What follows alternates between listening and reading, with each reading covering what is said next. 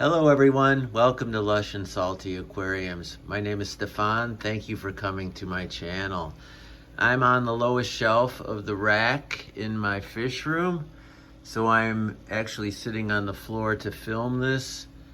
I can see this aquarium and all the others at this level very easily from my chair in the fish room, but for filming and getting up close, I do need to find a perch on the floor, and that's where I am right now, sort of nestled on the floor. To the left, obviously, is a brine shrimp hatchery. I have taken the bubbler out to mitigate noise and turn the light off as well. Those shrimp are going to be ready probably in another 12 hours. So with that context provided, let's have a look at this crazy robust Lush aquarium, utterly befitting the name of the channel. Matter of fact, the reason I decided to film it for you is because of how jam-packed with colors, textures, movement, life itself, that this little Nano aquarium, so that's redundant, little and nano. Actually, it's the UNS 25T to be precise, and it's a tall nanoscape. So imagine a classic 5-gallon aquarium but turned on its side, and that's essentially the shape of this footprint.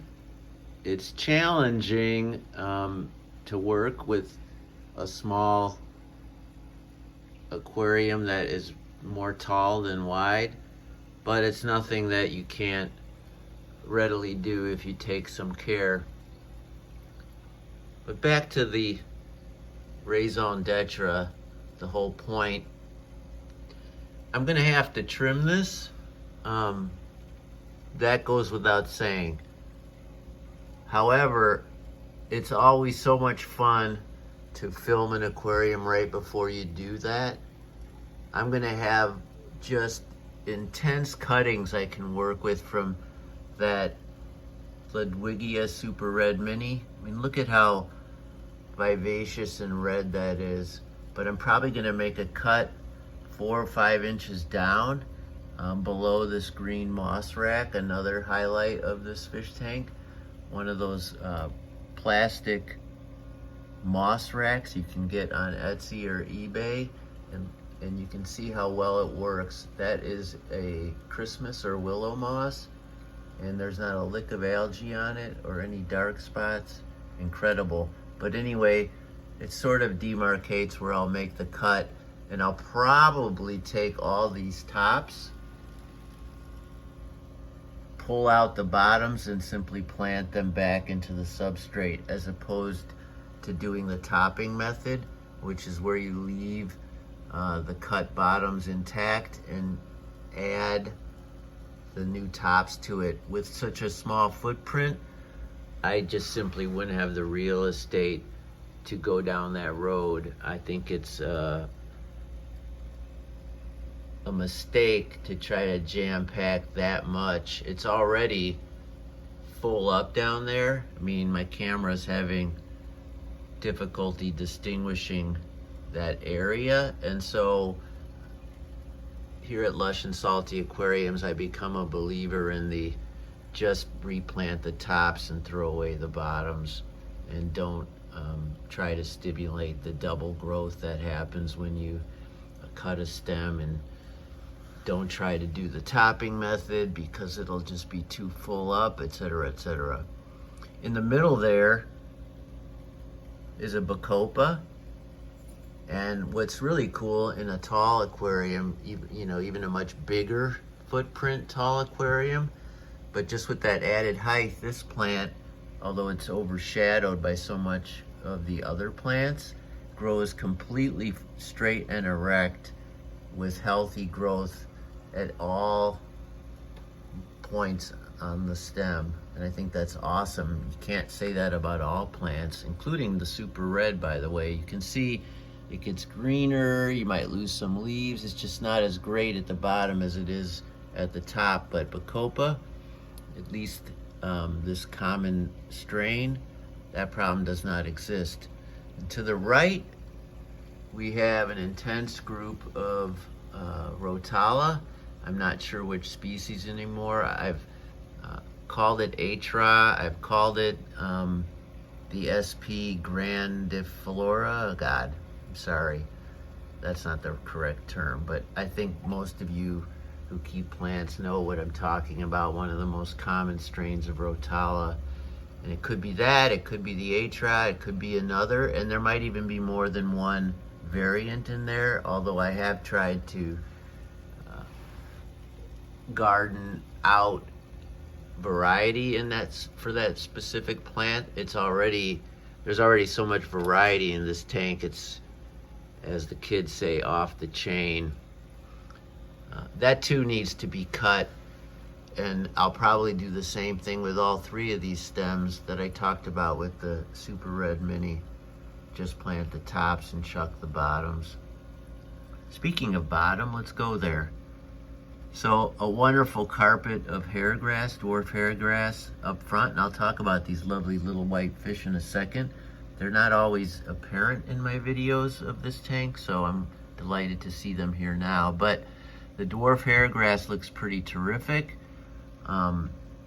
There's no algae in there. There is some moss that eventually, when pieces fall here down into the substrate, they really take. And I can just pull like that piece out with the tweezers, and I collect all that moss in a cup, and I use it to create more of these.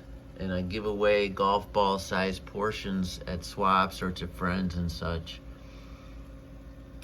To the left and right, bookending this narrow vertical structure, is Blixa japonica, doing really, really well. A lush, beautiful plant, has an interesting root structure. It looks like a more like a cryptocorn root than a hairgrass root. It feels like a rhizome, I guess is what I'm trying to say. But regardless, a very pretty plant, not always easy to grow. I find you need the right light and CO2. Is it mandatory? Maybe whatever the step right before mandatory is. Strongly suggested. My camera is going to move into this wonderful group of Bucephalandra.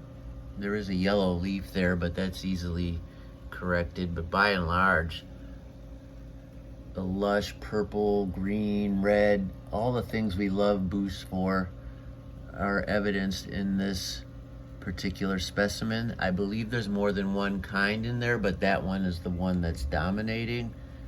Is it a Kadang? Is it a Godzilla? I forget.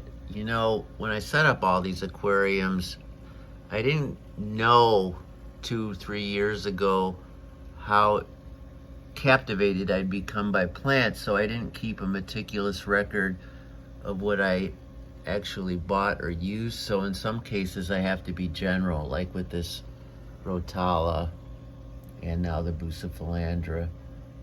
But it's doing great, super great actually. I had a Nubius petite in there, there's still some, but I've actually taken that out and put it into another aquarium because the Bus is a more exotic plant. I have a lot of Nano petite throughout my fish room, and I just decided to take out the Anubias and let the Bucephalandra do its thing. There might be some other plants in here, but let's move to the fish. So those little white gems, these are really, really, to my knowledge, the first time I've ever seen an albino pygmy Coreodora. So they're pygmy Coreodoras, but they're albino, and I bought a group of 8 or 9 from Moonlight Aquatics on the northwest coast. And so if you go to that website, you will find exotic fish like this, and generally speaking, the prices are tremendous. This store has been recommended by Alex at Fishery, among others, and there might be a discount code if you go to Alex's channel and sort of just look in the description. I think he does offer a discount, but I know they're often sold out, but he generally keeps an inventory of these delightful little variants on the Pygmy Coreodora. And that one's going bonkers, but this is the more typical behavior. Like a lot of Coreodoras, they just sit there in repose.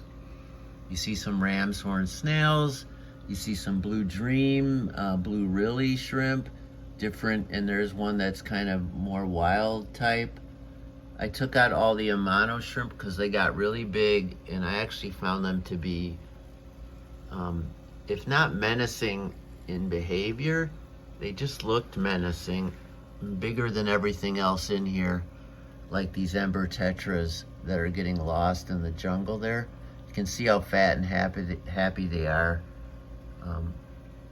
I'd say at least 50% of everything I feed this tank are live baby brine shrimp, so no wonder the ember tetras are doing so well. Lovely little fish, underrated, perfect for a small aquarium, and very affordable too. Not too hard to breed, although I don't do that in my fish room.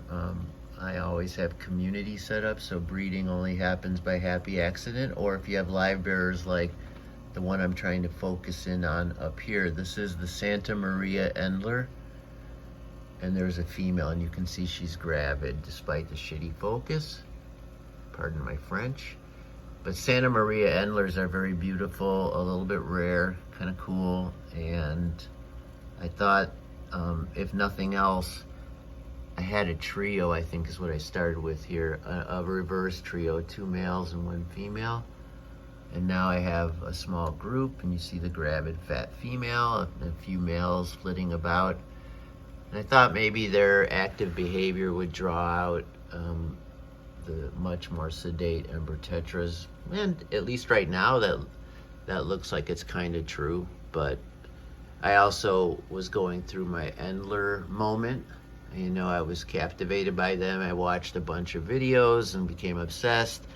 And I spent all kinds of hours trying to think of which ones I would get. So I elected to look for Santa Maria Endlers, because I thought they had a very un-Endler-like color scheme. You know, that's a bit of a vague description, but for whatever reason, they caught my attention.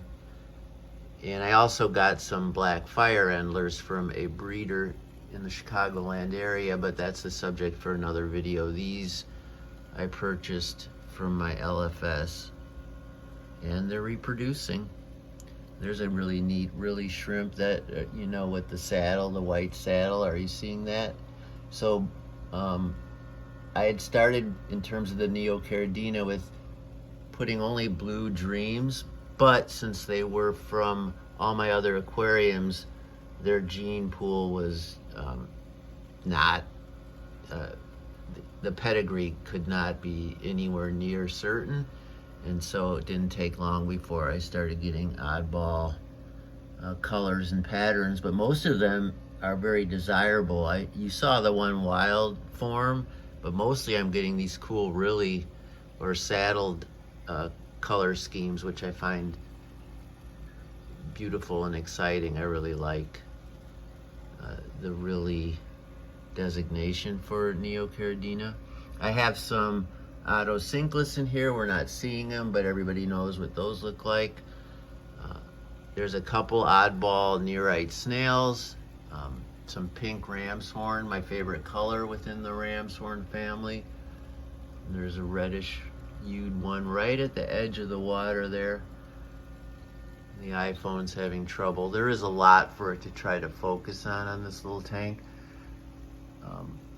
Ignore the Oase big canister filter in the back left. What runs this tank is a simple $15 hang-on back with biomedia and some floss. That's it.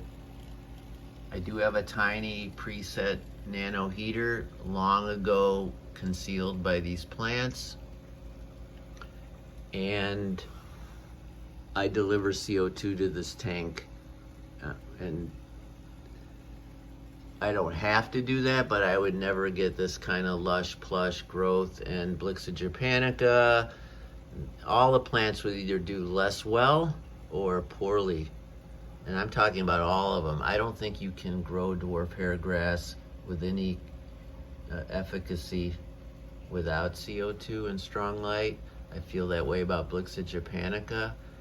I can make a case that some bucephalandra would prefer higher light than people would think for an epiphyte.